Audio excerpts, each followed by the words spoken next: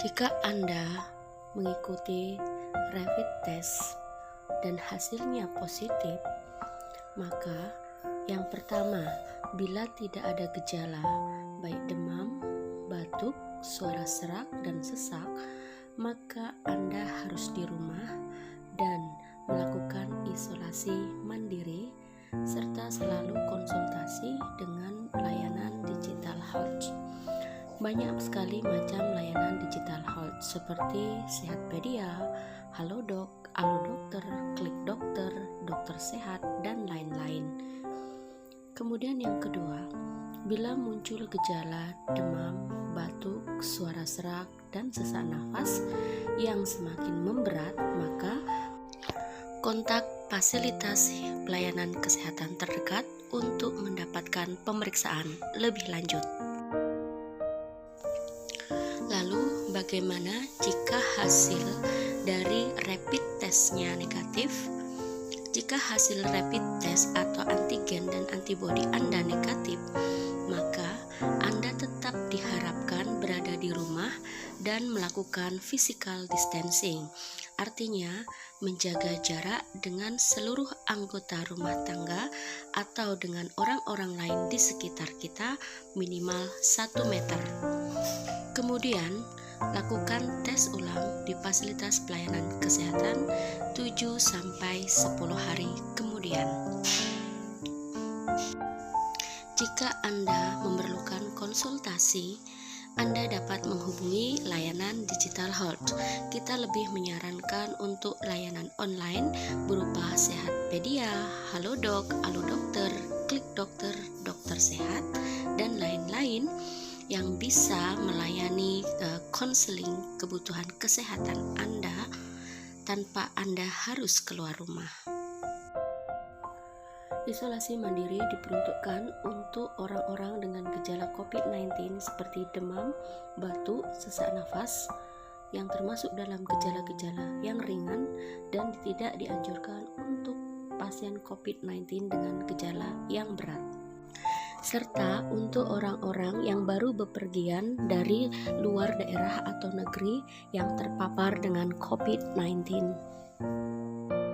Berikut adalah protokol isolasi mandiri atau cara isolasi mandiri. Yang pertama, selalu memakai masker dan membuang masker bekas di tempat yang telah ditentukan. Ingat, jangan membuang masker di sembarang tempat, karena masker yang sudah kita pakai dan terinfeksi akan menyebabkan penularan kepada orang lain yang kontak dengan masker tersebut. Yang kedua, jika sakit atau ada gejala demam, flu dan batuk, maka tetap di rumah. Jangan pergi bekerja, sekolah, ke pasar, atau ke ruang publik untuk mencegah penularan ke masyarakat.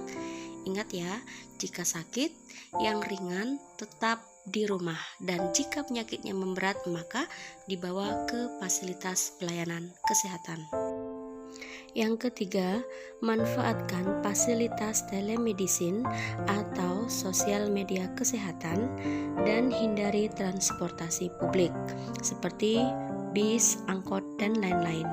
Beritahu dokter dan perawat tentang keluhan dan gejala serta riwayat bekerja ke daerah terjangkit atau kontak dengan pasien COVID-19. Sekali lagi, teman-teman bisa memanfaatkan sosial media untuk selalu berhubungan dengan dokter online atau petugas kesehatan untuk berkonsultasi tentang kesehatan teman-teman. Yang keempat, selama di rumah, bisa bekerja di rumah, gunakan kamar terpisah dari anggota keluarga lainnya, dan jaga jarak 1 meter dari anggota keluarga yang lain. Yang kelima, tentukan pengecekan suhu harian, amati batuk dan sesak nafas. Hindari pemakaian bersama peralatan makan, mandi, dan tempat tidur. Disarankan untuk mempunyai termometer sendiri untuk mengecek suhu harian kita. Jika kondisi kita memburuk, maka segera hubungi fasilitas pelayanan kesehatan terdekat. Yang keenam, terapkan perilaku hidup sehat dan bersih, serta konsumsi makanan yang bergizi, mencuci tangan dengan sabun dan air mengalir, dan lakukan etika batuk dan bersin. Jaga kebersihan dan kesehatan rumah dengan cairan desinfektan. Selalu berada di ruang terbuka dan berjemur di bawah sinar matahari setiap pagi, kurang lebih 15-30 menit. Ingat, sinar matahari pagi sangat bagus untuk kesehatan. Yang terakhir, hubungi segera fasilitas pelayanan kesehatan jika sakit berlanjut seperti sesak nafas, demam tinggi untuk mendapatkan perawatan lebih lanjut.